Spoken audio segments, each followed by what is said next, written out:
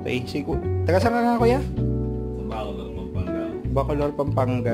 Bali dito kami sa Angeles ngayon. Yung nilapit ni kuya dito, yung tuhod niya. Ito na, paano nga to, kuya? Na disgrasya sa ano, no? Basketball. Na-check namin to kanina. Yung problema niya, may konting punit sa ano, sa tuhod, yung sa ACL niya. Tapos ito may mga ano pa to, may mga tama pa to dito. Tapos yung sa hita niya, sa hita mo kanina, no? Kamusta na ngayon yung pakiramdam mo, kuya? Okay na.